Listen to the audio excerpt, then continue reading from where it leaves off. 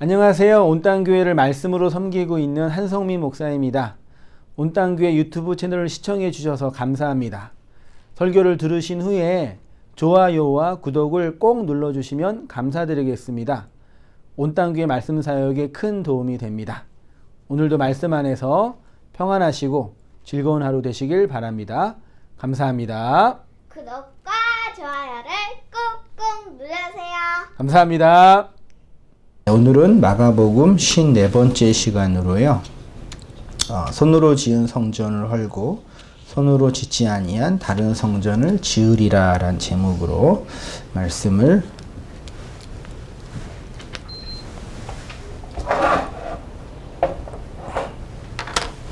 참고해 보도록 할게요. 손으로 지은 성전을 헐고 손으로 짓지 아니한 다른 성전을 지으리라. 53절 다시 보시면 그들이 예수를 끌고 어디에게로요? 대제사장에게로 가니 대제사장들과 장로들과 서기관들이 다 모이더라. 소위 말해서 이제 그 사내들인 공회 앞에 예수님이 이제 앞에 서서 이제 공적으로 이제 재판이라 그러면 좀 그렇죠. 신문을 이제 받게 되는 그림입니다. 예수님이 바리새인들과 서기관들이 보낸 병사들에게 체포된 후에 사내들인 공회 앞에 서게 되는 장면이에요. 사복음서는 모두 이 사건들을 기록하고 있습니다. 마태복음 26장 57절에 의하면 이들이 모인 곳은 현직 대제사장인 가야바의 집들 앞이었다고 기록하고 있어요. 근데 요한복음 18장에 의하면 예수님이 가야바의 집으로 끌려가기 전에 누구한테 먼저 있었어요? 네, 전직 대제사장인 안나스에게 있었죠. 그에게 먼저 신문을 받았던 것이 묘사되고 있어요. 그러니까 원래 대제사장은 한 명이에요, 두 명이에요? 한 명이죠. 그러니까 가야바는 안나스의 사위죠. 그러니까 원래 대제사장은 그 혈연으로 직계로 이제 받는 거니까 그렇게 이제 됐었습니다. 그러니까 가야바는 요한복음 11장 50절에서 예수님을 보고 이런 고백을 했지요. 한 사람이 백성을 위하여 죽어서 온 민족이 망하지 않게 되는 것이 유익하다고 하면서 예수님의 살해 계획을 이제 준비하게 된, 구체적으로 준비라기보다는 이제 실행하게 되는 것이죠. 잠깐만 전반적인 상황을 살펴보면요. 대제사장 가야바의 집에 사내들인 회의가 소집되어서 예수님을 신문하고 있습니다. 사내들인 공회는 사내들이는 공회와 같은 말인데 민수기 11장 16절의 전통을 이어받아서 예루살렘이 멸망하기까지 존속했던 유대인들의 최고 입법 및 사법 기관이었습니다. 사내들이는 대제사장인 의장 한 명과 바리새인과 서기관과 장로들, 다시 말해 당대의 종교 지도자들 한 70명 정도가 모여있는 아주 강력한 기관이었어요. 이들의 주요 업무는 모세의 율법과 장로들의 전승을 수호하고 이들을 어긴 자를 치리 혹은 계도하면서 백성들의 민사, 심지어는 형사 문제까지 다루는 명실상부한 최고의 권력 기관이었지요. 당시 유대가 로마의 지배를 받고 있었기 때문에 사형 집행, 다시 말해서 그 형사법 처리는 로마가 보낸 총독의 허락을 받아야지만 할 수 있었기 때문에 예수님을 대사장에게 신문을 받은 후에 누구한테 보냈어요? 우리가 사도신경이라고 하는 신앙 고백에서 알고 있는 것처럼 빌라도에게 보냈죠. 이미 사내들인 공의에서 사형이라는 형벌이 내려졌는데 그들은 예수를 죽일 수 있는 사형 집행권이 없었지요. 그래서 빌라도에게 보내서 얘 좀 죽여라 그런 거죠. 빌라도가 가만히 예수님의 그 온 이 고소와 이런 증언들을 찾아보니까 좀 분위기가 안 좋고 좀 사람들한테 미움을 받고는 있는데 그 죽일 만한 죄는 없는 것 같아. 꼭 사형을 당할 만한 죄는 짓지 않은 것 같는데 왜 예수님을 죽였어요? 밀란이 일어날까? 정치적인 완력 관계죠. 밀란이 일어날 것 같은 두려움 때문에 그냥 죽여버리고 그냥 끝내자. 이런 이제 정치적 판단을 하게 된 거죠. 아무튼 이게 이제 전반적인 그 당시 때 사내들인 공회와 종교 권력과 정치 권력과의 관계 안에서 예수님이 이제 희생당한 모습입니다. 이 페이지로 가셔서 이제 좀 더 근본적으로 본문을 볼게요. 55절 이하 다시 보세요. 대제사장들과 온 공회가 예수를 죽이려고 그를 칠 증거를 찾되 얻지 못하니 이는 예수를 쳐서 거짓 증언하는 자가 많으나 그 증언이 서로 일치하지 못함이로라. 57절 어떤 사람들이 일어나 예수를 쳐서 거짓 증거하여 이르되 우리가 그의 말을 들으니 손으로 지은 이 성전을 내가 헐고 손으로 짓지 아니한 다른 성전을 사흘 동안 지으리라 하더라. 제가 두껍게 줄을 쳤어요. 오늘 핵심도 이 본문을 근거로 예수님의 지상사역의 그 종착역은 십자가인데 그 십자가를 통해서 예수가 궁극적으로 이루시고자 했던 그 은혜의 사건의 본질이 어떠한 것인지 그 당시의 역사적 사실과 오늘 우리의 역사적 문맥과 교회와 관련해서 설명해 보도록 할게요. 물론 여태까지 제가 많은 설교를 통해서 이 옛 성전과 새 성전, 율법 성전과 진리의 성전, 옛 것과 새 것이라는 비교를 하면서 우리가 그리스도의 몸으로 지어지는 새 성전의 개념을 이미 말씀드렸지만 한 번 더 깊이 성경 본문을 한번 돌아보면서 살펴보고 정리해 보도록 하겠습니다. 대제사장들과 온 공회가 예수를 죽이려고 증거를 찾았지만 얻지 못했지요. 죽일 만한 증거는 없었어요. 근데 어떤 사람들이 예수에 대하여 거짓 증언을 하게 됐죠. 물론 이거는 짜고 치는 고스톱이죠. 사람들을 풀어서 그러니까 공작을 한 거죠. 예수 죽이려고. 그 내용은 성전과 관련된 것인데 그의 고발은 예수님은 손으로 지은 이 성전을 내가 뭐하고 헐고 손으로 짓지 아니하는 다른 성전을 며칠 동안 사흘 동안 지으리라라고 말했다라고 누군가가 거짓 증거한 거죠. 이건 맞아요, 틀려요? 예수님이 이런 말씀 하셨어요? 정확하게는 이런 말씀을 안 했죠. 좀 첨부한 거죠. 예수님이 그 성전 정화 하실 때 이제 성전을 뒤집어 엎으시면서 요한복음 2장 19절 이하 이런 말씀을 했죠. 예수께서 대답하여 이르시되 너희가 이 성전을 헐라. 누가요? 너희가. 다르죠? 조금 달라요. 너희가, 니네가 유대인들을 향해서 이 성전을 헐라. 내가 사흘 동안 일으키리라. 20절. 유대인들이 이르되 이 성전은 46년 동안 지었거늘 내가 3일 동안 일으키겠느냐 하더라. 그러나 예수는 성전된 자기 육체를 가리켜 말씀하신 것. 뒤에는 다 해석이에요. 나중에 해석한 거고 핵심은 너희가 이 성전을 헐라. 그러면 내가 일으키리라. 이 말씀인 건데 요거를 이제 거짓 증언하는 사람은 이 사람이 자기가 성전을 헐겠다라고 말했던 사람이다. 좀 뉘앙스가 다르죠.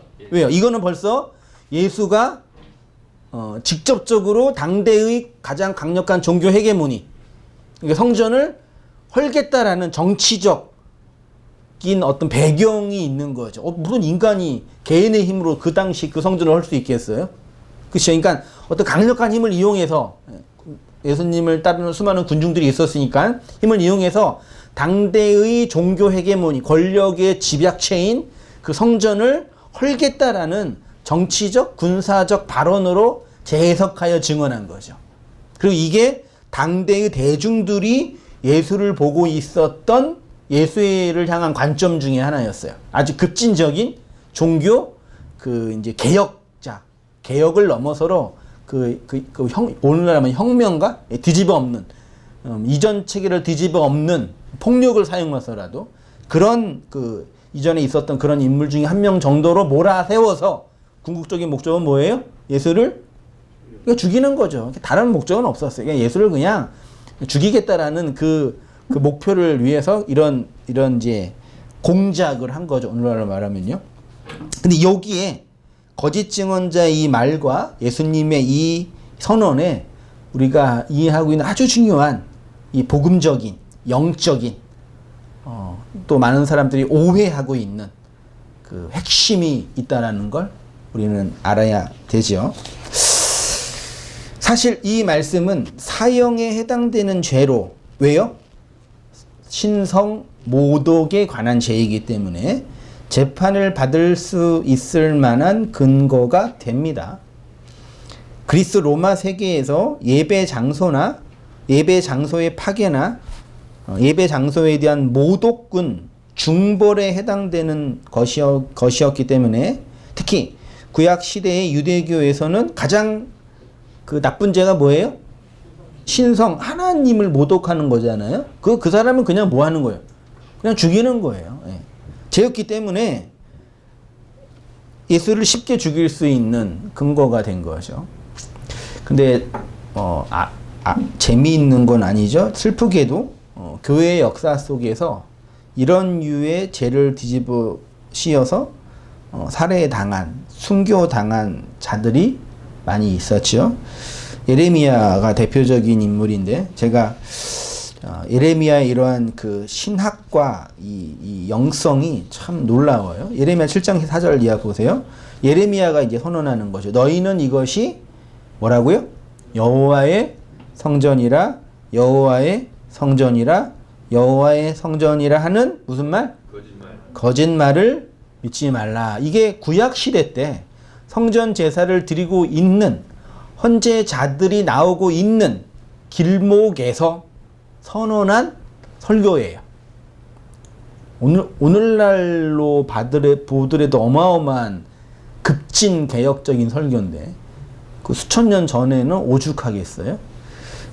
26장 1절 이하 유다 왕 요시야의 아들 여호야김이 다스리기 시작할 때 여호와께로부터 이 말씀이 임하여 이르시되, 또 여호와께로부터 말씀이 임했대요. 여호와께서 이와 같이 말씀하시니라.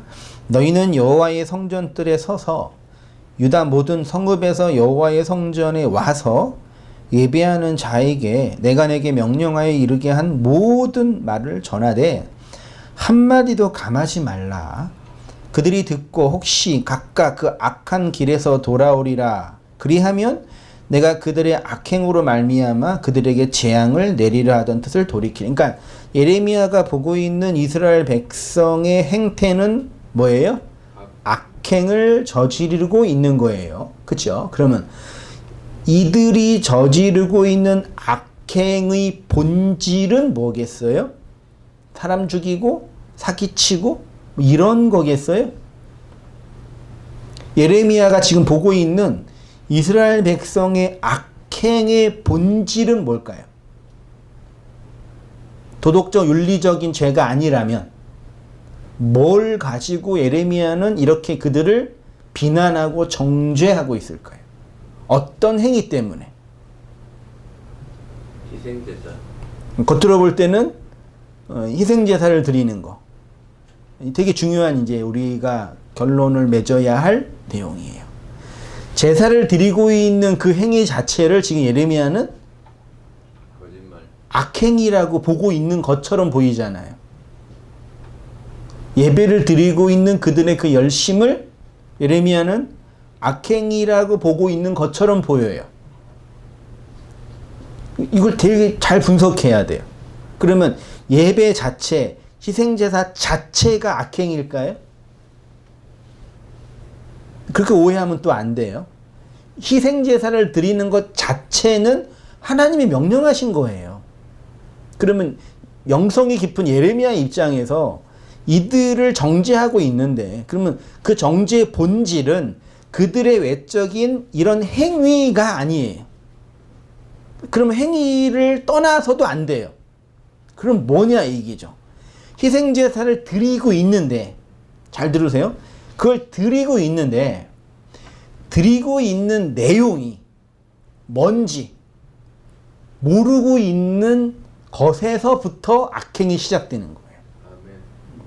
이거 다 이해하시죠? 이게 간단하면서도 매우 중요한 원론이에요. 요거를 뛰어넘지 못하기 때문에 나름대로 열심히 종교생활하고 봉사생활하고 나름대로 살고 있는데 오늘 예레미야에게 이런 정죄를 듣고 있는 게 우리들의 모습이라니까. 아니 이 세상에서 나름대로 최선을 다하지 않는 사람이 어디 있어요? 도둑질 하나 하려고 해도 나름대로 열심히 하잖아요. 사기 하나 치려고 노력하지 않고 사기칠 수 있겠어요? 이 세상에서? 다 각자의 삶을 들여다보면은 다 눈물 나도록 애쓰고 있어요. 어떤 인생이 그렇게 치열하게 애쓰면서 살지 않는 인생이 어디 있어요? 그게 중요한 게 아니라니까요. 그 자체가 중요한 게 아니에요. 그 희생제사를 드리고 율법을 행하고 있는 그 자체가 중요한 게 아니에요. 그러니까 이면, 이 겉에를 통해서 드러난 그 이면의 진위를 보지 못하면 우리는 영원히 무지의 악행 속에 빠져 있게 돼요.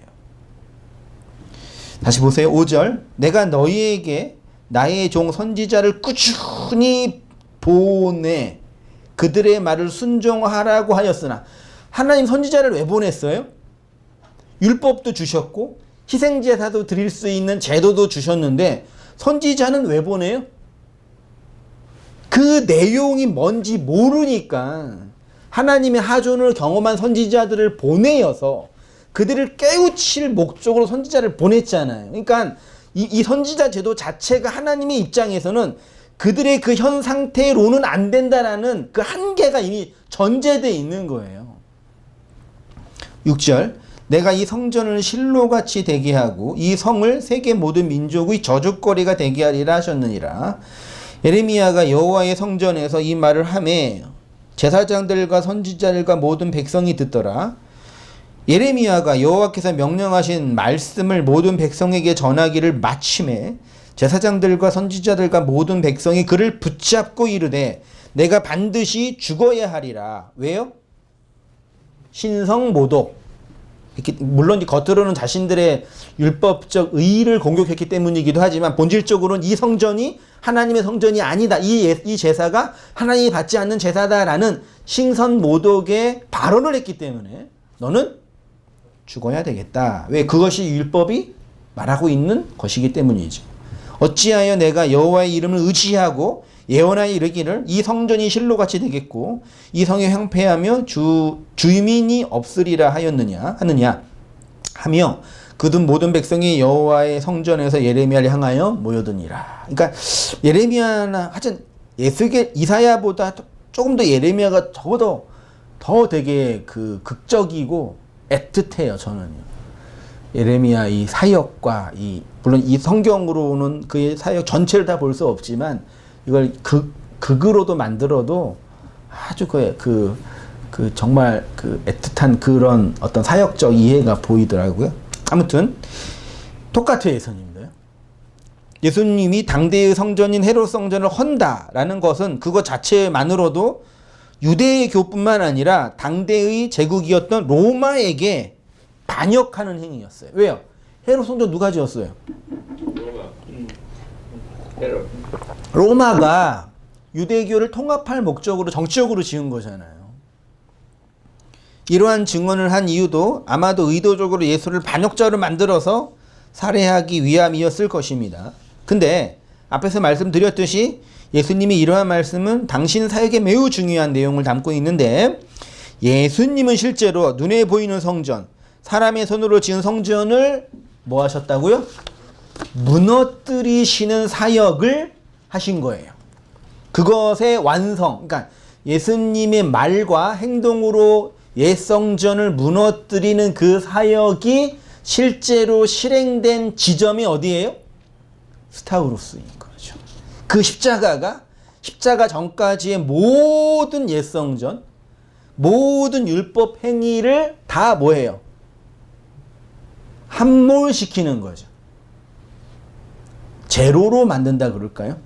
십자가 앞에는 모든 성전, 모든 인간의 율법 행위는 뭐가 돼요? 제로가 되죠. 예. 100이 되든 1000이 되든 만이 되든 10만이 되든 곱하기 0 하면 제로. 다 0이잖아요. 예. 그 영혼의 개념이에요. 스타우로스가 사실은요. 58절 다시 보세요. 우리가 그의 말을 들으니 손으로 지은 이 성전을 내가 헐고 손으로 짓지 아니한 무슨 성전이요? 그러니까 유대교의 성전, 헤롯의 정치적 성전, 옛 제도를 무너뜨리고 새로운 국가나 새로운 정치 세력을 만들겠다라는 언어로 해석되는 거죠. 그치요? 요거 맞아야 틀려요. 예수님이 옛것을 무너뜨리시고 새 것을 세우셨잖아요. 맞지요? 근데 그것의 내용은 다르죠. 그네들이 이용하는 거랑 이해하는 거랑 지금 우리가 묵시복음 안에서 진리의 원뜻 안에서 그 내용 안에서 보는 새 성전은 본질적으로 다르죠. 58절은 예수님의 사역의 가장 중요한 핵심을 언급한 말씀인 건 분명합니다. 솔직히 당대 그 종교 지도자들도 예수님이 했던 많은 언변과 언어들, 행적들을 보면서 야, 제일 가장 큰 아킬레스가 뭐겠냐 회의했을 거 아니에요. 죽이려고. 어떤 걸 뒤집어 써야지 한 방에 보낼까? 가난한 자를 부유하게 만들고 먹는 거 만들어주고 보지 못하는 자를 보게 하는 그런 이적 가지고 얘를 죽일 수는 없었을 거 아니에요. 가장 중요한 그 아킬레스건? 네, 말하자면 다 반대편으로만 가장 중요한 사역 그 뭐냐라고 할 때 그네들도 다 이해한 거죠. 맞지? 얘는 옛 성전을 허물고 새 성전을 짓겠다고 한 놈이야. 그거 씌우면은 한 방에 보낼 수 있어. 율법도 그렇게 정지하고 있고 특히 이제 로마와 관련해서 정치적으로 연결하면은 한 방에 끝내라는 걸 그 당시에 모든 대사장을 비롯한 바리새인, 서기관, 헤롯 당원 등등등의 정치 집단이 다 예수를 주적으로 생각하면서 사역하고 있었던 거죠. 근데 이거는 사실 당대의 예수를 공동의 적으로 이해했던 당대의 세력의 문제가 아니라 여전히 지금 우리 모든 인생 군상들이 보편 인생들이 그 예수를 바라보고 있는 본질인 거예요. 손으로 지은 이 성전은 그들 눈앞에 있는 헤롯 성전이기도 하지만 넓게 보면 율법 아래에 있는 사람의 손으로 지은 모든 성막과 성전을 의미할 뿐만 아니라 궁극적으로는 뭘 담고 있는 거예요? 인성, 육을 입고 이 땅에 오신 예수의 그 육 자체도 의미하는 거죠. 그러니까 여기서 분명히 정리할 게 뭐냐면 육으로 오신 예수는 아주 인간의 모든 그 상징과 욕망을 그 에키스로 메타파하고 있거든요. 그 뭐냐? 넓게 보면은 이 율법 아래에 있는 모든 일반 언론 안에서의 이 세상이 뿐만 아니라 좁게 보면은 육체 예수 자체도 의미하는 거예요. 그러니까 육체 예수는 눈에 보이는 아래의 세상의 모든 것들, 성전, 성막, 율법, 예표, 세메이온 등등등 다 포함해서 마지막에 뭐까지 담고 있는 거예요? 그분의 육 자체까지 담고 뭐 하는 거예요? 파괴되는 거예요. 그러니까 예수가 율법 성전, 눈에 보이는 헤롯 성전 혹은 솔로몬 성전의 모형이라는 거 아시죠? 그걸 무너뜨리시는 육으로 오신 거죠. 그거 다 아시죠? 이해하잖아요. 근데 다 따지고 궁극적으로 마지막에 들어갈 마지막 게 뭐예요? 육으로 오신 예수 자체도 그 안에서 뭐예요? 무너져야 할 거예요. 이해되시죠?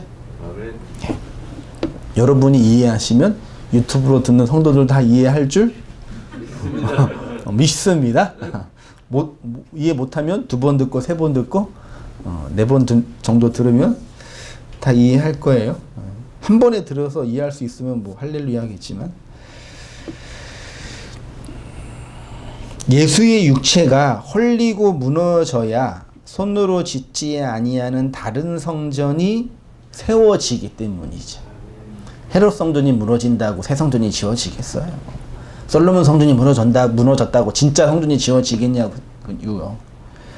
물론 당시 이 말씀을 이해한 사람은 단 한 사람도 없었죠. 그러니까 아까 요한복음에 이 성전을 헐라라 할 때 그때 그 말 자체를 하고 나중에 요한이 각주를 단 거예요. 이 말씀을 이해했던 사람은 하나도 없었는데 성령 강림 이후에 그 말씀이 그 말씀이더라 알았다라고 다시 각주를 단 거잖아요. 요한복음은요. 근데 문제는 지금도 여전히 기독교인들이라고 하는 사람들조차도 이 예수님의 이 말씀을 이해 못해요. 거의 대부분의 사람들.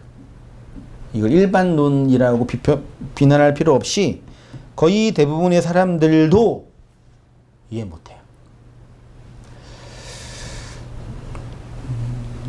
오히려 자기의 지식과 선이해로 인간의 입맛에 맞게 재해석하여 받아들이고 있죠. 이후에 이제 서신서에서 이러한 사상이 어떻게 전개되는지 짧게 한번 살펴볼게요. 고린도서 5장 1절이야. 만일 땅에 있는 우리 장막집이 무너지면 하나님께서 지으신 집, 곧 손으로 지은 것이 아니요. 뭘로 지은 것이 아니라고요? 굳이 손이라는 걸 언급하고 있어요. 손으로 지은 것이 아니요. 하늘에 있는 영원한 집이 우리에게 있는 줄, 요거를 또 그 상급론자들이 말하는 것처럼 예수님 잘 믿고 전도 많이 하면 하늘에 몇 평? 최소한 100평 대리석으로 깔려있는 그 으리으리한 주택에서 할 수 있다. 전도 안 하고 겨우 구원받은 사람은 지하 이만한 월세방. 말이 되는 얘기예요? 그렇게 이제 말하는 건 더 이상 이제 저도 짜증나요. 그런 얘기 하는 것 자체가. 그렇게 말도 안 되게 이해하면 안 되겠죠. 우리의 장막집이 무너지면 하나님께서 지은 집, 곧 손으로 지은 것이 아닌 하늘에 있는 영원한 집이 지어진다고 합니다. 흔히 하나님은 뭐라 그런다고요? 토기장이라 그러죠. 토기장이는 뭐 하는 사람이에요? 손으로 짓는 거죠. 그렇죠? 잘 들어보세요. 이제 좀 중요합니다. 창세기 2장에서 2장 8절이네요. 여호와 하나님이 동방의 에덴 동산을 창설하시고 그 지으신, 이게 원어로 뭘까요? 제가 야자라고 편안하게 각주를 달았죠. 야자는 손으로 만들다라는 의미가 내포되어 있어요. 그러니까 아담과 하와는 실제로 손으로 야자하신 거예요. 손으로 빚으셨다라고 우리가 시적으로 표현하는 거죠. 당신의 손으로 아담을 흙에서, 하아담, 땅의 흙에서 빚으셨죠. 그리고 에덴 동산에 두셨다라고. 창세기 몇 장이요? 2장이에요. 그래서 질문을 해야죠. 아니 근데 창세기는 몇 장부터 있어요? 1장부터 있죠. 하나님의 창조는 1장부터 있는 거잖아요. 근데 제가 2장부터 얘기했다라는 게 중요한 거예요. 근데 창세기 1장에 손으로 야자를 하지 아니하고 말씀으로 바라가 뭘로 해석해요? 그냥 창조하다고 해석했는데 다른 해석 번역이 없으니까. 그러니까 사실 이거는 야자, 바라, 야자를 아싸라는 동사를 제가 창세기 강의할 때 했을 거예요 아마. 이거 알아야지 설명이 되는 건데, 창세기 1장의 베레시트 바라는 하나님이 창조한 거예요. 그 바라는 뭐냐면 손으로 짓는 게 아니라 뭘로 짓는 거예요? 말로. 말로, 말씀으로, 언어로 있어라. 이거예요. 그게 바라에. 그래서 베레시트 바라의 그게 중요한 이제 개념인 거예요. 예수라는 첫 번째 성전도 말씀으로 왔지만 손으로 지은 어떤 측면에서 인간과 똑같은 모양이라는 측면에서 손으로 지은 거죠. 그래서 예수라는 성전도 뭐 해야 돼요? 무너져야 돼요. 이 율법의 세상에 아래의 것의 모양으로 오셨기 때문이죠. 예수가 나와 똑같은 인성으로 왔으니까 손으로 지은 성전이에요. 그것이 창세기부터 에덴 동산, 족장들의 제단, 모세의 성막, 솔로몬의 성전, 스룹바벨의 성전 모두 뭘로 지었어요? 하나님이 지으라고는 했지만 하나님이 지으신 것이지만 뭘로 지었다고요? 손으로 야차를 한 거라고요. 그거는 무너져야 할 것의 모형이에요. 그러니까 성경이 말하는 손으로 지은 것은 구약시대부터 하늘의 모형과 표상으로 만들어 주신 것이나 이 모든 것은 육체 예수로 수렴되는 거죠. 아까 말씀드린 것처럼. 근데 예수님의 사역의 목표는 뭐예요? 자신의 육을 포함한 손으로 지은 이 성전을 뭐 하는 거라고요? 허는 것이었다고요. 그 헐림을 통해서 뭐 하는 거라고요? 새 성전을 세우는 것. 그래서 얘기하잖아요. 얘가 성전 헐고 다 짓겠다고 했던 놈이에요. 예, 신성모독한 나쁜 놈이에요. 그런 거죠. 왜요? 자신들의 율법 체계, 선악 체계, 자신들의 그 아를 무너뜨린다는 걸 본능으로 알기 때문에. 그럼 이 일이 똑같이 누구에게 일어난 거예요? 예수를 그 말씀으로 받은 성도에게 그 예수를 딱 보면 어떤 자각이 일어나요? 이놈 봐라. 무너뜨리려고 왔네. 아니 이 대제장 뜰에서 이 신문 받는 예수는 예수 앞에 서 있는 이 거짓 증언하는 이들은 그네들이 아니라 우리라니까요. 이해되시죠? 아멘. 그러니까 예수가 옛 성전으로서의 총하인 나의 알을 무너뜨리고 오신 나쁜 놈이라는 걸 모르니까 예수를 뭘로 만들어요? 우상으로 만들잖아요. 네? 아멘. 이렇게 예수님의 사역의 목표는 자신의 육을 포함한 손으로 지은 성전을 허는 것이고 그 헐림을 통해서 말씀 곧 영으로 세워지는 새 성전을 짓는 거죠. 그래서 사도행전 이후에 성령 받은 교회들이 영으로 주어지는 새 성전에 관한 말씀을 계속하는 거예요. 광야에서 우리 조상들에게 증거의 장막이 있었으니 이것은 모세에게 말씀하시니가 명하사 그가 본 양식 그대로 그 양식대로 만들게 하신 것이라 우리 조상들이 그것을 받아 하나님이 그들 앞에서 쫓아내신 이방의 땅을 점령할 때에 여호수아가 함께 가지고 들어가서 다윗 때까지 이르니라. 다윗이 하나님 앞에서 은혜를 받아 야곱의 집을 위하여 하나님의 처소 성전을 준비하게 하여 달라고 하였더니 솔로몬이 그를 위하여 집을 지었느니라. 그러나 지극히 높으신 이는 손으로 지은 곳에 계시지 아니하나니 선지자가 말한 바 주께서 이르시되 하늘은 나의 보좌요 땅은 나의 발등상이니 너희가 나를 위하여 무슨 집을 짓겠으며 나의 안식할 처소가 어디 있느냐. 이 모든 것이 다 내 손으로 지은 것이 아니냐 함과 같으니라. 이미 사도행전 이후에 성령 받은 교회들이 결론 낸 거예요. 하나님은 손으로 짓지 아니하는 것에 거하시는 분이다. 그러면 성령 받은 이후에 초대교회 성도들, 사도들이 계속 추구했던 그 사상의 본질은 뭐겠어요? 손으로 짓지 않는 그 새 성전을 짓는 일을 할 거 아니에요. 그게 한마디로 뭐예요? 그게 교회예요. 너무 뻔한 결론인가요? 그게 그리스도의 몸, 그리스도의 지체, 그리스도의 머리를 둔 교회라고요.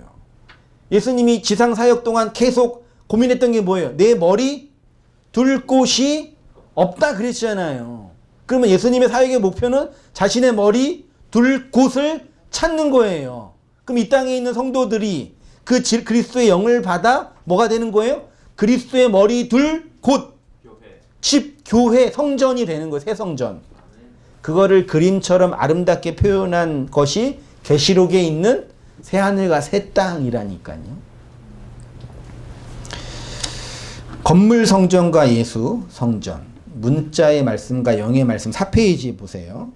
우리가 알고 있듯이 예수님이 요한복음에서 너희가 이 성전을 헐라 그러면 내가 셋이라는 날 안에 일으켜 세우리라 할 때 이 성전은 건물 성전만을 의미하는 것이 아니라 무너질 예수의 육체도 의미하는 거라 그랬습니다. 같은 내용으로 십계명도 뭘로 썼어요? 하나님의 손으로 썼네요. 그러면 그 십계명도 무너져야 되겠네요. 어떻게 해요? 문자로 기록된, 먹으로 기록된 그 활자, 문자가 어떻게? 영으로 기록된 교회의 마음에 새겨질 때 그 손으로 기록된 십계명 문자가 무너지는 거죠. 실제로 그래서 십계명 하나님이 모세에게 여호와 엘로힘이 모세에게 그 시내산에서 기록해진 십계명 돌판 있었어요, 없었어요? 아, 있었으니까 교회가 있는 거죠. 있었겠죠. 지금 있어요, 없어요? 없잖아요. 왜 없는 거예요? 그 있으면 그걸로 뭘 만들기 때문에? 그거 하나님 만들기 때문에. 저는 그 사본학이나 교회 역사를 보면서 정말 놀라운 그 하나님의 경륜을 본다니까요. 왜 하나님이 그 원전을 우리가 지금 갖고 있는 이 성경은 다 사본이에요. 그 사본도 다 있는 게 아니라 뭐 알렉산드리아 사본, 시나이 반도 사본, 어디 사본 다 모아가지고 다 짜집기 해서 만든 거예요. 짜집기란 단어 자체가 좀 나쁜 말이지만 왜냐하면 창세기부터 계시록까지 한 권으로 발행된 사본은 없어요. 어디에는 마가복음 하나 나오고 어디에는 어디 이사야 그거 다 모아가지고 학자들이 다 이렇게 짜집기 해서 만들어 놓은 게 성경 전서예요. 만약에 원본에 있을 거 아니에요. 어디선가. 누군가에 있었을 거 아니에요. 어딘가 있겠죠. 그거 만약에 누군가 찾으면 어떻게 되겠어요? 네? 어떻게 되겠어요? 뭐 돈 문제가 아니에요. 그거는. 새로운 종교가 나오는 거예요. 그러니까 니네는 다 거짓 나부랭이 가지고 지금 성경 보고 있는 거야. 진짜 원전이 있잖아. 그런 식으로 운동했던 한 분파가 뭔지 아세요? 한동안 한국에서 유행했던? 오직 성경, 바르게 번역된 성경은 킹 제임스 성경뿐이 없다라고 했던 분들이 있죠. 네. 그런 거예요. 말씀 보더라. 예. 이거만 진짜 참된 번역된 성경이다. 아니, 다 사본 짜집기 한 건데, 무슨 말이에요. 그래서 성경 자체가 문자적으로, 활자적으로 오류가 있어요. 그래서요. 그럼 우리는 진짜 그 원전은 영원히 못 봐요. 없어요. 하나님의 놀라운 섭리죠. 솔로몬 성전 무너졌죠. 스룹바벨 성전 무너졌죠. 헤롯 성전 무너졌죠. 왜 무너졌어요? 정치적 문제 때문이 아니라 하나님이 다 흩으신 거예요. 무너뜨리신 거예요. 만약에 솔로몬 성전이 있으면 어떻게 되겠어요? 여태까지 있으면. 새로운 종교가 되는 거라니까요.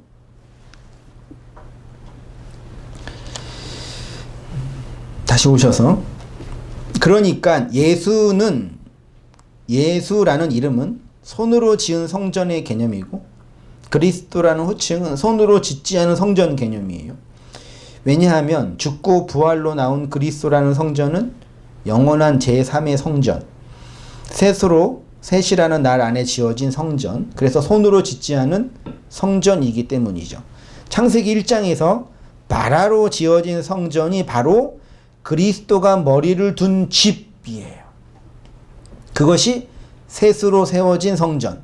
우리는 그 성전과 연합된 그리스도의 몸으로서의 세 번째 성전인 거죠.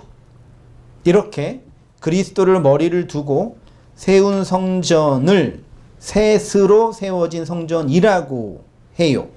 이것을 신약 성경에는 성령의 전.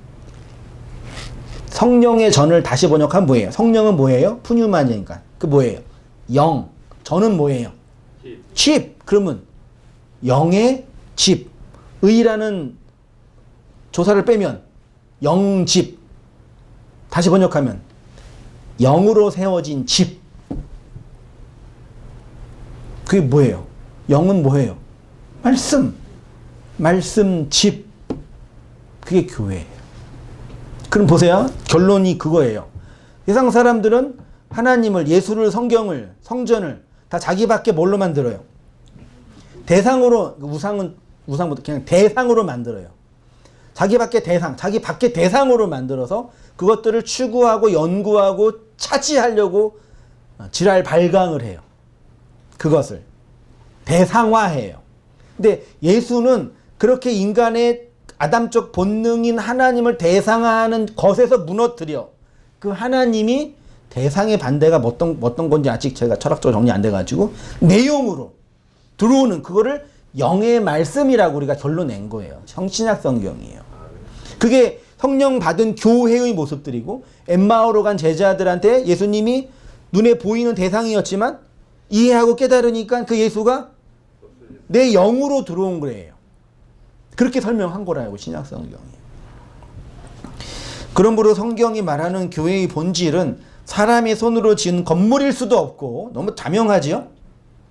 자신들이 믿는 교리일 수도 없고 더욱이 신학 체계일 수도 없는 거예요.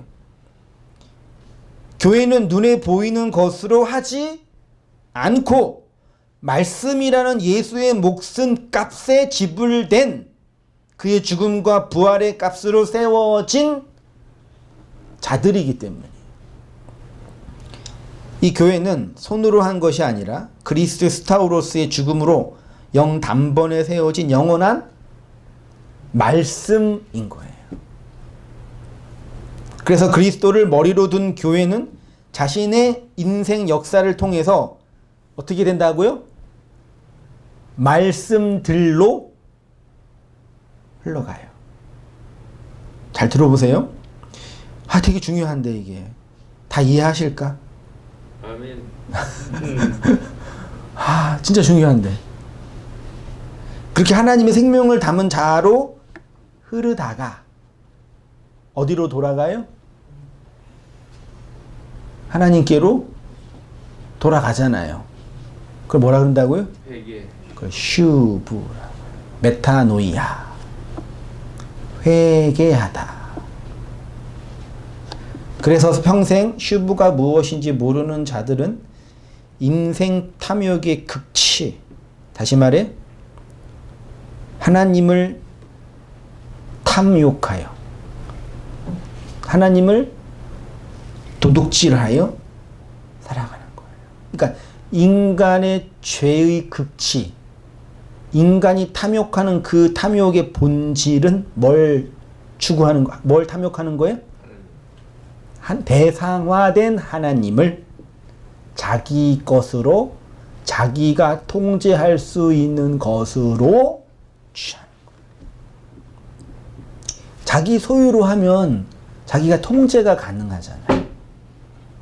그래서 인간의 가장 본능적인 본성 중에 하나는 무슨 욕이에요? 소유욕이에요. 자기 것으로 만드는.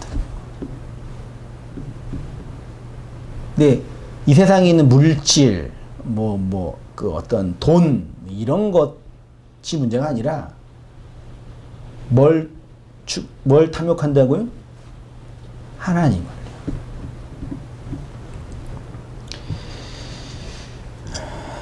왜 하나님이 역사의 경륜을 통해서 성경 원전을 감추어 놓으셨고 예루살렘 성전을 무너뜨리셨는지 생각해 보시면 돼요. 다 무너뜨렸는데 만들죠, 인간은. 만들자네, 지네가 상품으로. 저는 어저께 유튜브를 보다가 정말 충격을 받았어요. 정말 그랬나 할 정도로. 제가 비판하는 교회지만 유튜브에 나왔으니까. 여의도 순복음교회 이영훈 목사가 담임 목사죠. 그분이 패치 하나를 만들었어요. 무슨 패치? 코로나 극복 패치. 전자파가 나오는 패치래요. 그거를 소유하고 있으면 코로나 안 걸린대. 그 교회에서 돈 주고 팔았는지는 모르겠지만 깜짝 놀라다니까요. 이해는 돼요. 왜요? 출석을 안 하니까 교회에. 그거라도 줘가지고 출석시키려고. 충분히 인간적으로, 영업적으로 이해는 돼요. 그게 그 중세시대 때 면제부랑 무슨 차이가 있는 거예요? 무섭지 않아요? 어떻게 그럴 수 있을까?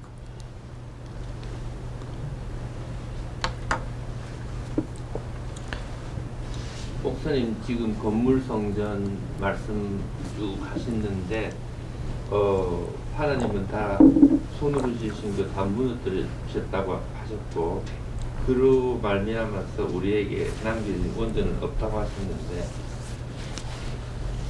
이 개념으로 생각하면은 저기 1945년에 이스라엘이 세워진 그것은 세워지었으면 안 되는 나라가 세워진 거라고 생각할 수도 있어요. 상관이 없죠, 그거는. 그냥 물리적인 나라니까요. 그거는 물리적으로 네, 상관이 없는 거죠. 거기까지 확대할 건 없어요. 네, 물론 그게 이제 소위 예루살렘 회복하는 운동하는 분들이 얘기하는 얘기인데 그건 상관이 없고 그건 또 번외로 다음에 또 기회 되면 또 얘기해 보고요. 아무튼 다시 오늘 시간도 많이 가고 내용도 많아서요. 그러므로 성경이 말하는 교회의 본질은 그거 읽었죠. 예. 그래서 죽은 자들이 돌아감과 살아가는 자. 그럼 이제 우리는 어떻게 역사를 그 하나님의 교회된 머리둔 교회로 살아가느냐, 그 문제, 살아가고 있느냐를 확인해 보자는 얘기예요. 보세요. 보편 인생들은 사람이 죽으면 뭐 한다 그래요? 돌아가셨다 그러죠.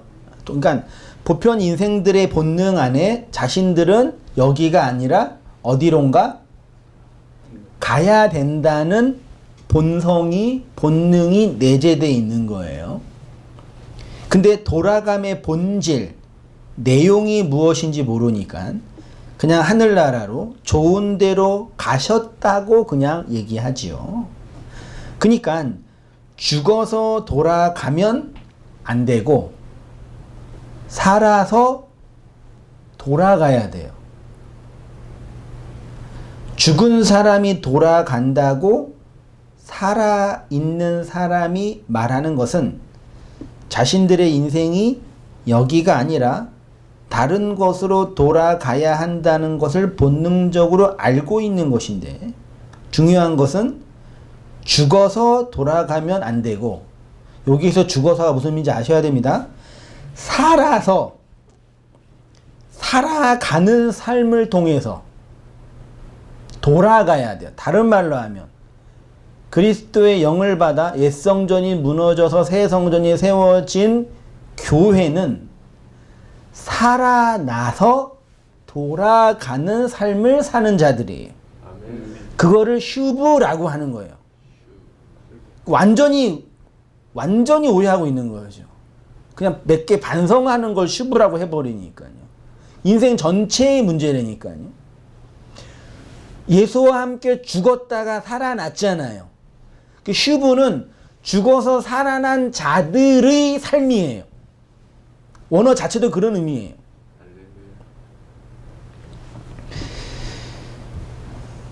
그러므로 슈브는 단순히 돌이키는 것이 아니라 돌아가는 내용, 돌아가는 그 목적지가 어디냐에 관한 것입니다. 슈브는 인간의 개별적인 죄에 대한 반성과 후회와 계도가 아니라 나를 봐라, 창조하신 하나님으로 돌아가는 것을 의미해요.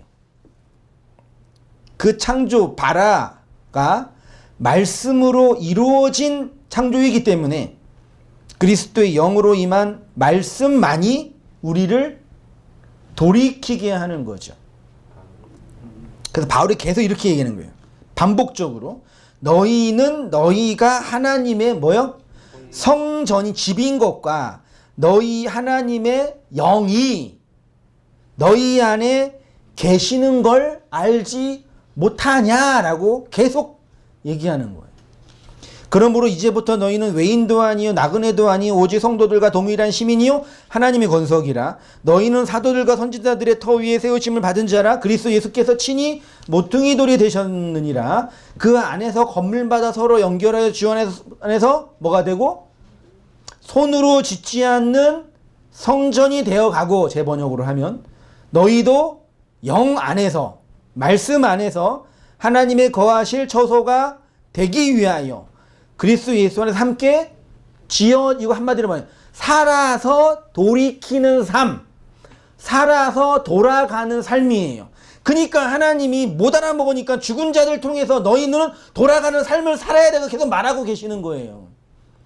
아니 어르신들 다 돌아가시면 죽으시면 돌아가셨다가 말해놓고 왜 너희는 돌아갈 삶을 모르니 그러고 있는 거라니까요. 그거를 이제 철학적으로 인문학적으로 논하기 전에 성경 자체가 원문 자체가 그렇게 계속 반복해서 말하고 있는 거예요. 그러니까 너희가 지금 하나님의 성전인 것과 하나님이 거하신 집인 걸 모르니까 하나님을 영원한 밖에 두고 대상으로 만들어 놓고 하나님을 추구하는 인생 욕망의 극치를 추구하며 살아가는 인생들이야 라고 성경이 정죄하고 있는 거죠. 너희 몸은 너희가 하나님께로 받은 바, 이 몸은 무슨 몸이에요? 죽어서 살아나 돌아가는 몸, 슈브하는 몸.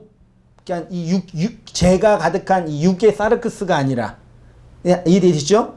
너희 몸은 너희 가운데 계신 성령의 전인 줄을 알지 못하느냐. 우리의 이 육체의 육이 아니라 죽어서 거듭나 살아가는 우리 인생 내용, 그거를 몸이라고 말하고 있는 거예요. 값으로 산 것이 되었으니 그런즉 너희 뭘로요? 몸으로 하나님께 뭘 돌리래요? 그러니까 이걸 너희 이 몸, 이 육으로 하나님께 영광을 돌리라 해놓고 또 어떻게 이해해버려요? 이 땅에서 성공하고 번영하고 착하게 살고 해서 하나님께 영광을 돌리는 성도가 됩시다. 이런 말도 안 되는 간증을 했잖아요, 우리가요.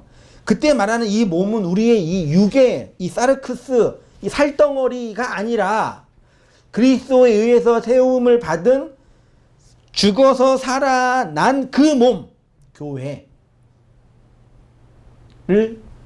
의미하는 거예요.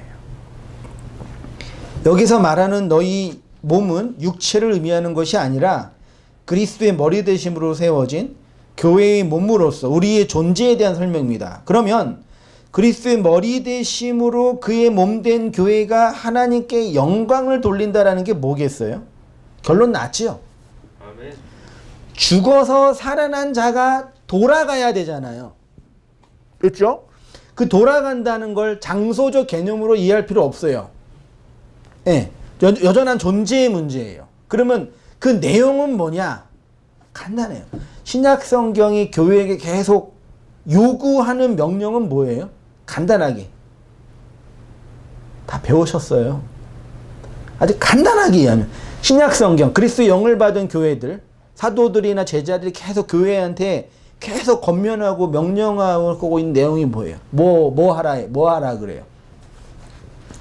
착하게 살아라 그래요? 성공하라 그래요? 뭐 하라 그래요? 하나님께 영광 돌리라. 그러니까 그 내용에 대해서 뭐라 그래요? 말씀을 흘려보내라. 네, 그걸 쉽게 말하면 전도하라. 사랑이라. 네, 쉽게 말하면 사랑도 맞지만 쉽게 말하면 전도하라예요. 됐죠? 근데 그 전도를 우리는 어떻게 이해해요? 영업으로 이해하잖아요. 교회 안 다니는 사람을 어떠한 가진 술수를 이용해서라도 현혹을 하든지 강압을 하든지 협박을 하든지 해서라도 잡고 교회 안으로 데리고 와서 말씀을 듣게 하라. 요걸 전도라 그러잖아요. 예, 물론 넓게 보면은 이해할 수는 있는데 성경이 말하는 전도는 그런 게 아니라 우리 장로님이 말씀하신 것처럼 영이 된 말씀이잖아요. 예, 주의 몸 된 교회잖아요. 그리스도의 머리 된 집이잖아요. 그렇죠? 그 인생이 거듭나고 죽었다가 살아나서 돌이키는 삶은 그 말씀이 생명으로 흘러가는 삶이에요. 됐죠? 일단 단어적으로 의미적으로 이해하세요. 일단 그럼 다 전도하라는 얘기인가? 그럼 나 또 전도해야 되나? 그렇게 하지 마시고 일단 존재적으로 이해하세요. 뭐 하고 안 하고는 두째 문제고. 됐죠? 성경을 통해 내가 설명해 드릴게요. 계시록 보세요. 그러므로 그들이 하나님의 보좌 앞에 있고 또 그 성전에서 밤낮 하나님을 섬김에 보좌에 앉은 이가 그들 위에 장막을 치니라. 이 계시록은 앞으로 일어날 어떤 일에 대한 일이 아니라 지금 여러분 안에서 우리 안에서 그리스도의 영을 받은 교회 안에서 실제로 나타나고 있는 일들입니다. 그렇게 보셔야 돼요. 그들이 다시는 줄이지 아니하며 맞죠? 목마르지도 아니하며 해나 아무 뜨거운 기운에 상하지도 아니하리니 이는 보좌 가운데 계신 어린 양이 그들의 목자가 되사 생명수 샘으로 인도하시고 하나님께서 그들의 눈에서 모든 눈물을 씻어 주실 것임이라. 그리스도가 머리를 둔 집, 즉 장막을 친 그 집은 어떠하다고 하냐면 양식이 넘치고 물이 가득하여 목자가 그들을 생명수 샘으로 인도한다고 하네요.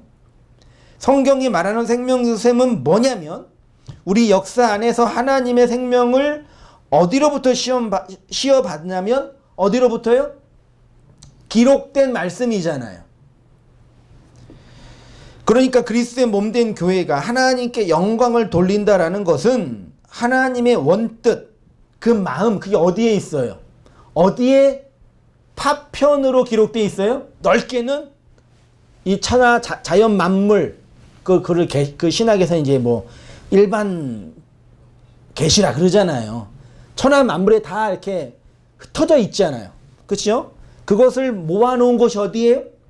기록된 성경 정서예요. 그러니까 성경 정서를 특별 계시라고 한다는 측면은 천하 만물로 본 그 개별적인 파편으로 흩어진 지식보다는 응축되어 있기 때문에 특별 계시라고 말할 뿐이지 그것도 우리에게는 까막눈이란 얘기예요. 보지 못하면.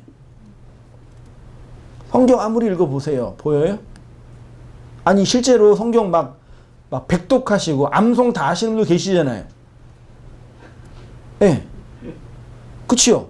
진리를 봐요? 근다고? 실제로 유대인들 뭐 저기 옛날에 사두개인들 서기관들은 다 필사까지하고 다 암송했다니까요. 구약 성경 다 해요. 그네들이 보는 하나님이랑 제가 보는 하나님은 같아요, 달라요? 최소한 제가 옳다 말하는 게 아니라 다르잖아요. 그런 문제가 아니란 말이에요.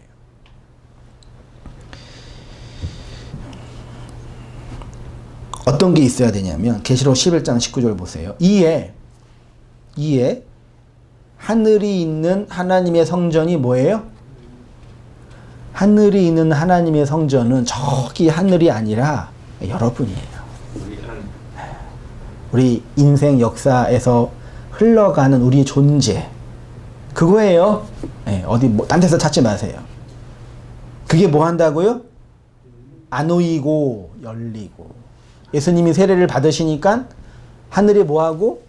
안오이고 열리고 성령이 비둘기로 임하였다. 우리가 열려야 돼요. 근데 닫혀 있잖아요. 인생 욕망과 죄악의 고든 마음이 자신의 아를 지키려는 그 완악한 마음으로 닫혀 있잖아요. 그래서 밖에서 진리의 빛이 강력하게 비추어 우리를 열리게 하지 않는 이상 아무도 열려지지 않아요. 그치요? 이게 영적인 지식이지만 실제적으로도 보세요. 오늘날 젊은이들이 그 결혼을 늦게 하잖아요. 늦게 하다가 이제 신혼생활 하다가 즐겁게 있다가 이제 나이 좀 해가지고 애 낳으려고 그러고 이제 하는데 노력하는데 노력 잘 못 낳잖아요. 그렇죠? 두 분 다 건강한데 안 되잖아요. 왜 그래요? 임신은 누가 정하는 거기 때문에. 삼신 할머니가 정하잖아요. 아니 옛날 우리 어른들 다 이해했다니까요. 그게 단순히 건강하고 이렇게 하는 문제가 아니라 그 생명은 우리의 육을 뛰어넘는 다른 초월의 개념이다라는 걸 이해했잖아요. 어른들도요. 그 생명은요. 아니 그런데 우리 안에 그 진짜 진리의 씨가 들어오는 하나님의 말씀의 씨가 들어오는 그 임신, 영의 임신의 그 상태가 우리가 인간적으로 노력하고 애쓰고 말씀을 듣고 한다고 되는 문제냐고요. 삼신 할머니는 하나님이니까. 그 하나님의 그 무조건적인 선택과 하나님의 그 뜻 안에서 만들어진 영역인 거잖아요. 삼신 할머니 할 때 삼신이 그 셋? 그건 잘 모르겠어요. 나중에 봐야. 할머니예요? 너무 멀리 가지는 마세요. 돌아오기 힘들어요. 나중에 보시고, 예. 저도 그 삶인가? 아닐 것 같는데. 성전 안에서 하나님의 뭐가 보인다고 그 안에요? 예, 그 언약궤가 보여. 우리 마음 안에 있는 언약궤. 그걸 봐야 돼요. 언약궤 안에 뭐가 있어요? 인생 군상들의 그 죄악이 가득하잖아요. 그 폭로되지 않는 이상 한 번도 못 봐요. 폭로될 때 경험되는 게 번개, 음성, 우레, 지진, 큰 우박, 이게 다 뭐예요? 소리예요. 말씀의 소리. 이렇게 하나님의 성전이 열린다고 할 때 그 열림의 본질은 무엇이겠습니까? 계시록이 말하는 하늘에 있는 하나님의 성전은 무엇일까요? 이 성전은 우리 밖에 있는 대상으로서의 성전으로 하면 안 됩니다. 그것은 계시록을 잘못 보는 거죠. 하늘에 있는 하나님의 성전은 그리스도의 머리로 그의 몸된 우리 자신을 가리키는 거예요. 다시 말해서 우리가 그리스도가 머리가 된 그 집이 되면 그것이 하나님의 뭐가 된다고요? 성전인 거죠. 그 성전이 열린다는 것은 우리 마음과 입이 열려 하나님의 말, 그 진리의 말을 하는 자로 세워진다는 얘기죠. 이렇게 머리 둘 곳이 없는 그리스도가 머리 둔 집이 되었기 때문에 그 입에서 수정같이 맑은 흐르는 물이 흘러나오는 거예요. 그 성전에서 항상 뭐가 흘러나와요? 물이 흘러나오잖아요. 말씀이 흘러나오잖아요. 그게 우리 밖에 있는 그 성전이 아니라 그리스도의 몸된 우리에서 흘러나오는 그 생명수예요. 이해되세요? 근데 그 안에 무엇이 보인다고 하냐면 언약궤와 번개, 음성, 우레, 지진, 큰 우박이 있다고 하네요. 언약궤는 하나님의 말씀의 마음, 은혜의 은총을 받을 때 번개, 우레, 지진 등이 일어난다고 합니다. 이것이 뭐냐? 소리와 관련되어 있습니다. 그러니까 우리가 그리스도의 말씀, 은총, 은혜를 시어 받을 때 번개에 맞는 것 같고 우리의 인생의 지축이 흔들리는 것 같은 지진을 경험하기도 하고 하늘에서 내리는 우레와 우박을 맞는 것 같은 경험을 하죠. 아주 큰 군대에 의해서 공격당하는 거예요. 하나님께서 만군의 왕이잖아요. 강력한 군대에 의해서 나의 그 아의 성이 점령당하는 거예요. 그 하나님이 나를 전도하셨잖아요. 그렇게 진리의 말로. 그렇죠? 그래서 그렇게 전도하며 살아가는 거라니까요. 아직도 그 전도를 또 사람 세우는 걸로 복음 이렇게 교회 소개하는 걸로 이해하시면 안 돼요. 한국 교회가 전도 열심히 안 해가지고 이렇게 망하고 있는 거예요. 그 열심히 전도를 안 해서 이루고 점점 말도 진짜 엊그제 가면 혼자 이렇게 설교 준비하고 밤에 잠이 안 와서 곰곰이 이렇게 생각하고 있는데 어떤 느낌이 드냐면요. 그냥 다른 이제 세상이 될 것 같아요. 코로나 이후에 그러니까 이 사회가 계속 진보, 그러니까 긍정적인 의미의 진보가 아닙니다. 1차 산업, 2차 산업, 3차 산업 이렇게 진보했잖아요. 그런 개념이에요. 그래서 진보해 가고 있고 그렇게 될 거예요, 앞으로요.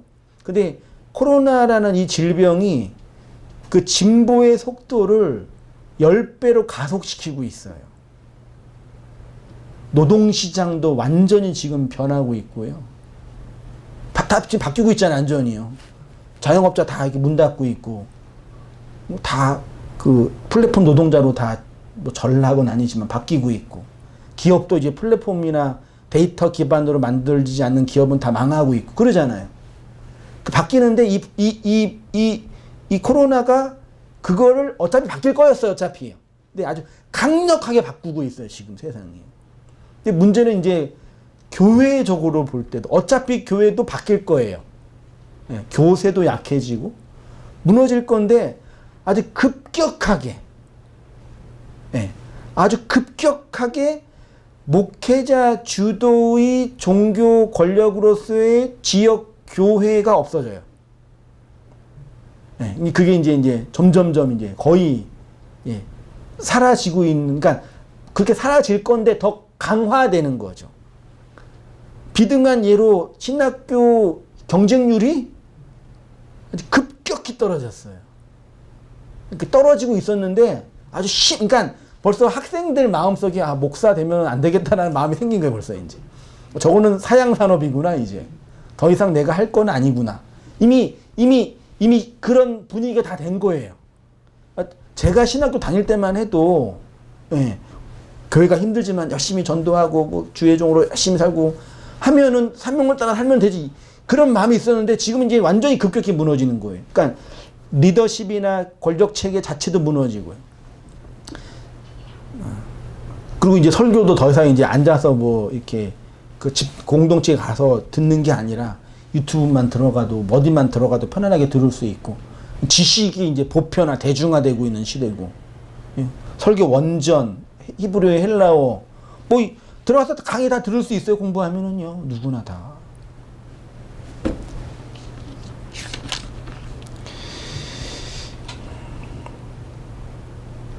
근데 그 안에 무엇이 보인다고 하냐면 언약궤가 보인다고 합니다. 소리와 관련되어 있는 거죠. 그러니까 우리가 그리스도의 말씀, 은혜의 은총을 시어 받을 때 번개를 맞는 것 같고 우리의 인생 지축이 흔들리는 것 같은 거대한 그 공격의 경험을 받는 거죠. 그 언약궤는 그리스도의 죽음과 우리의 죽음이 연합된 서로 죽음인 거죠. 그 죽음에서 부활한 내용인 거죠. 하나님의 언약궤, 그 안에 그리스도의 몸인 교회로서 누가 있는 거라고요? 내가. 이 말씀을 듣고 있는 내가 있는 거예요. 그 교회들이 주님이 구름 타고 오실 때 그 구름으로 진리의 말씀으로 주님과 함께 이 세상의 구원과 심판으로 임하게 되는 거예요. 그래서 예수님이 신문 받으시면서 그런 얘기 했잖아요. 대제사장에게. 다시 보시면 제가 볼게요. 대제사장이 가운데 일어서서 예수에게 물어 이르되 너는 아무 대답도 없느냐. 이 사람들이 너를 치는 증거가 어떠하니 하되 침묵하고 아무 대답도 아니하시거늘 대제사장이 다시 물어 이르되 내가 찬송받을 이의 아들 그리스도냐라고 물으니까 예수께서 이르시되 내가 그다. 인자가 권능자의 우편에 앉은 것과 하늘 못하고요? 구름 타고 오는 것을 너희가 본다 그랬죠. 그러니까 하늘 구름은 뭐예요? 예수님이 손오공도 아니잖아요. 예수님이 타고 있는 구름이잖아요. 그럼 뭐예요, 구름은? 말씀. 예수를 통해서 말씀이 된 교회들이 예수와 함께 이 세상을 뭐하러 온다고요? 예, 심판하러 온다고요. 니네가 그거 볼 거야. 봤잖아요. 예. 그러니까 그 몸된 교회의 본질이 그리스도와 연합된 자로서의 본질이 이러하다는 얘기예요. 앞으로 세상이 뭐 그림에서 말하는 것처럼 예수님이 다시 올 때 뭐 구름 이게 아니라요. 쉽게 말하면 계시록에서 말하는 이 세상을 향해 계속 뭐 하는 거냐면 출격해 가는 거예요. 진리의 말씀들로. 그렇게 하나님이 우리를 죽여서 살려내어 돌이키게 한다고요. 그게 영광을 돌리는 삶이라고요. 그렇게 못 살아가니까 죽은 분들을 향해서 돌아갔다고 말하는 거라고요. 지가 돌아가야 되는데. 죄송해요, 어른들한테. 자기가 돌아가야 되는데, 돌아가고 있는 삶이 뭔지 알아야 되는데, 그걸 모르니까.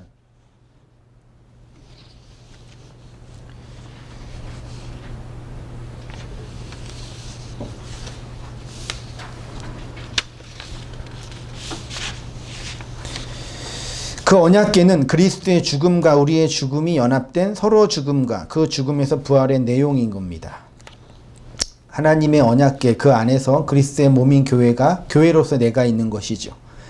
그 교회들이 주님이 구름 타고 오실 때 그 구름으로 진리의 말씀으로 주님과 함께 이 세상을 심판, 구원으로 임하게 하는 거죠. 그들이 바로 이 세상을 새롭게 하는 6페이지로 가셔서 새롭게 하는 거듭나게 하는 거룩한 씨인 거죠. 계시록 21장 보세요. 또 내가 새 하늘과 새 땅을 보니 처음 하늘과 처음 땅이 없어졌고 바다도 다시 있지 않더라. 또 내가 봄에 거룩한 성 새 예루살렘이 하나님께로부터 하늘에서 내려오니 그 준비한 것이 신부가 남편을 위하여 단정한 것 같더라. 내가 들으니 보좌에서 큰 음성이 나서 이르되 보라 하나님의 장막이 사람들과 함께 있음에 하나님이 그들과 함께 계시리니 그들은 하나님의 백성이 되고 하나님은 친히 그들과 함께 계셔서 모든 눈물을 그 눈에서 닦아주시니 다시는 사망이 없고 애통하는 것이나 곡하는 것이나 아픈 것이 다시 있지 아니하리니 뭐래요? 처음 손으로 지은 것들이 지나갔습니다.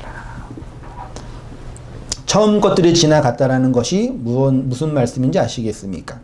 손으로 지은 성전, 손으로 지은 성경, 손으로 지은 육체 그 모든 것이 손으로 짓지 아니한 성전, 손으로 짓지 않는 말씀, 손으로 짓지 않는 그리스도의 몸이 된다는 거죠. 다시 말해 창세기 1장에서 베레시트 언약 안으로 그리스도의 머리를 둔 집으로 세워진다는 거죠. 쉽게 말하면 기록된 성경을 새롭게 하는 것이죠.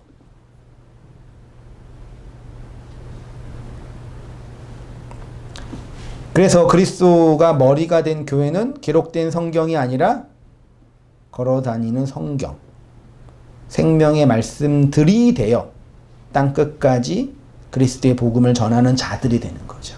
제가 일전에 한번 그런 얘기 설교했던 거 기억나는데요.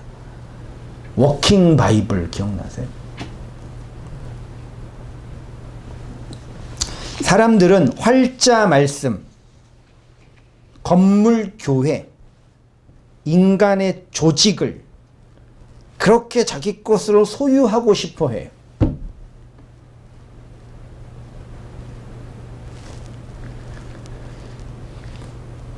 그건 뭐냐면 하나님을 대상으로 취하여 자기 것으로 사유하고 싶은 우상숭배자들의 본능이에요.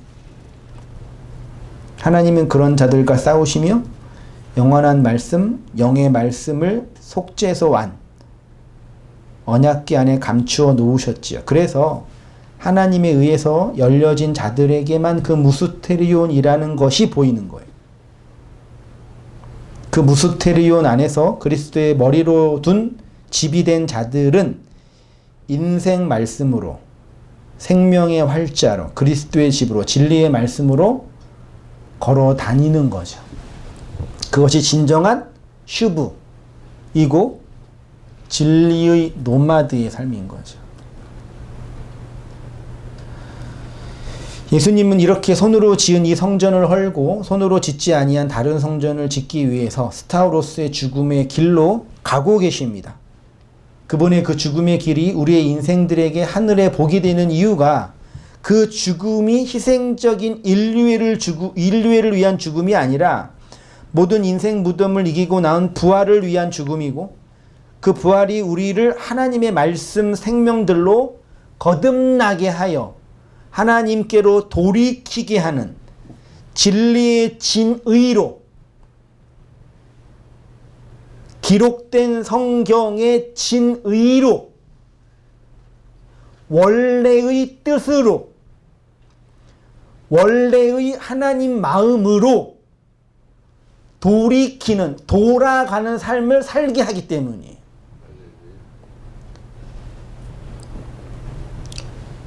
제가 외국 영화 배우 중에 멋있게 보는 사람 중에 한 명이 덴젤 워싱턴이거든요. 흥행은 많이 안 됐지만 일라이라는 영화가 있어요. 그게 디스토피아적인 암울한 세상에 관한 이야기인데요. 물론 다 이야기가 있지만 장님이에요.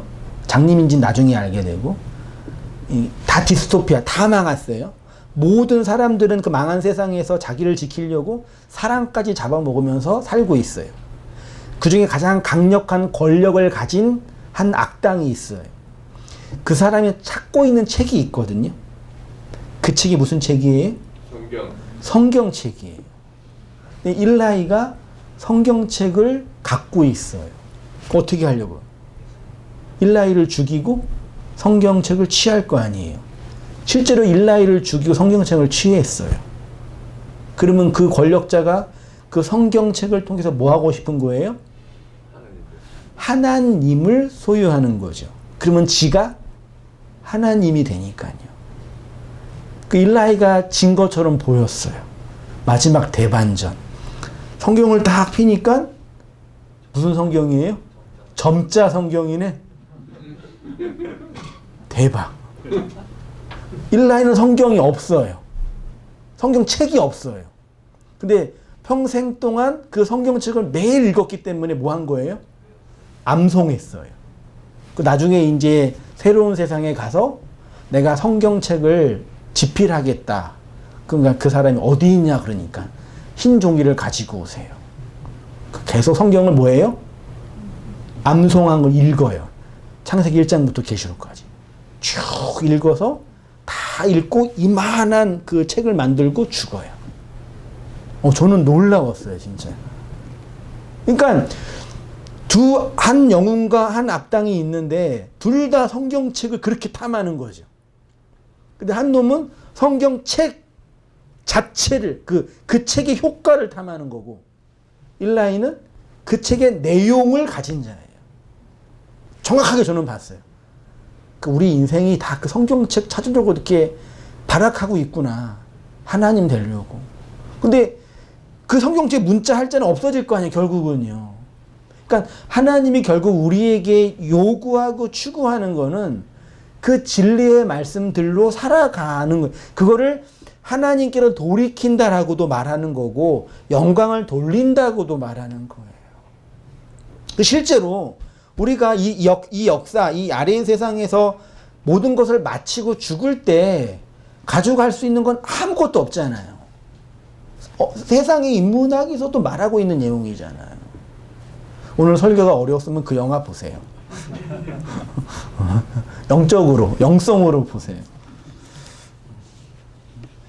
마지막 읽고 마치겠습니다.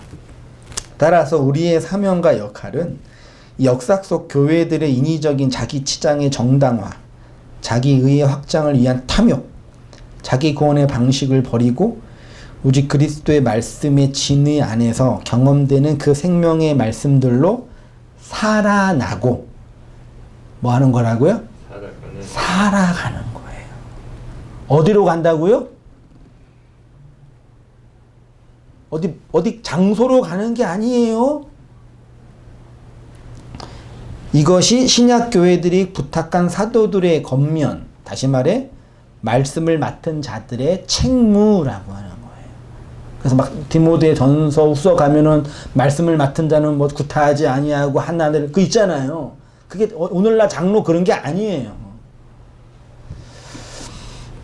이것이 하나님과 동행했던, 아니 하나님으로 걸어갔던 구약의 에녹의 삶, 하나님 눈 안에서 은혜를 발견했던 노아의 살아나고 살아가는 슈브의 삶인 거예요.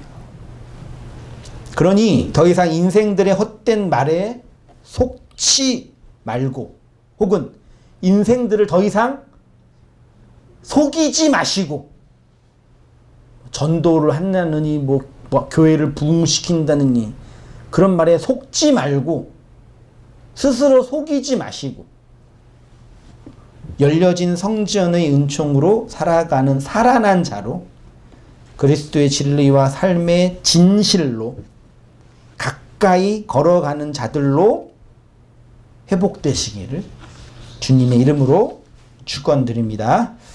기도하겠습니다. 하나님 아버지, 우리에게 보여주신, 기록하여 주신 이 은혜의 말씀들을 목도하고 상고하고 연구하고 나누고 되새김질을 하고 생각해 보게 하시니 감사합니다.